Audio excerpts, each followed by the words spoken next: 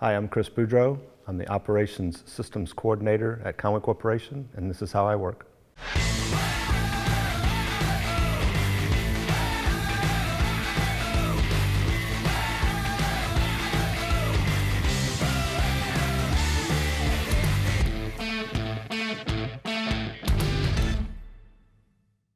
I had an opportunity to move to Conway as a GIS coordinator, is where I started. And I was working in Little Rock, and I seen a job posting. Matter of fact, my boss brought the job posting to me and said there was an opportunity here. They were looking for someone with that skill set. I didn't know much about Conway, honestly, but I was looking for a new job, new experience. So back in 1999, I took the opportunity, interviewed for the job in engineering, and hadn't looked back since. It's been a really great opportunity, good experience, mostly because I had an opportunity to begin something from the ground up and start the mapping system here. The GIS stands for the Geographic Information System, and what that does simply is put map details of our utilities into a computer system. So there's a large database of information, the I part of that. The G is the geographic part of it, and then the system, of course, is bringing all of that together.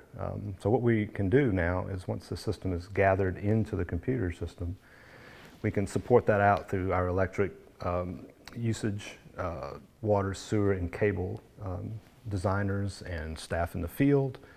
They can look at the system as a whole, and that's where the system part of that GIS comes in. So those three kind of make up a universe of all the pieces we have of the utility: power poles, fire hydrants, cable implementations, all the way out from the station that feeds it, from the head end, let's say, to the customer, all the way through.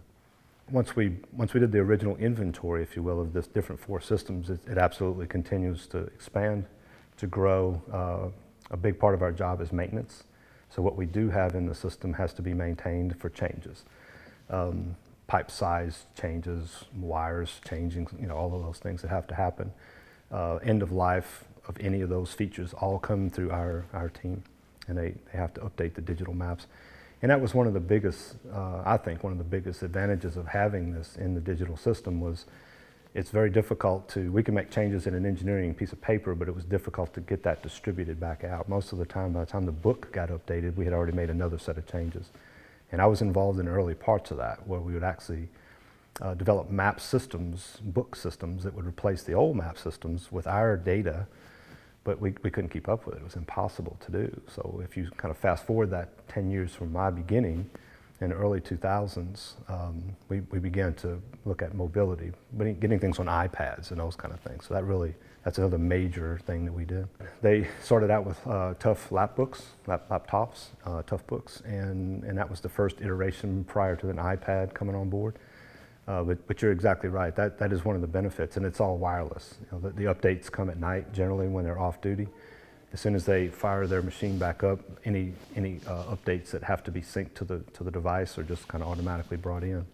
So it's really handy, and we can keep them up to date as opposed to maybe 2 or 3 times a year update in a book series. Sure. So it's really advantageous. The thing beyond that then is that's push information. We're getting feedback from them through the digital enterprise as well. So imagine that they are changing a power pole or a transformer, where they can then report that back to us inside of the mapping system. We receive that notification electronically, we make those changes, and then ship the results back out to them. So it's a two-way communication street now. I call myself a resource, and I like that part of it. Where I was before I got to Conway Corporation, it was a job, and it was a career. But this is different for me because when you live in a community, you're part of it. But it does have some future growth. It's not stagnant. And that resource comment was about the fact that I have different wings of what I can get myself involved in and keep myself active.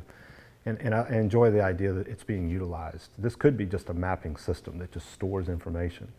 But once you start relying on it and bringing in new systems and new users and new teams of people that rely on that, it is really rewarding to understand that you had a kind of a part of that team building exercise, and someone's using it every day.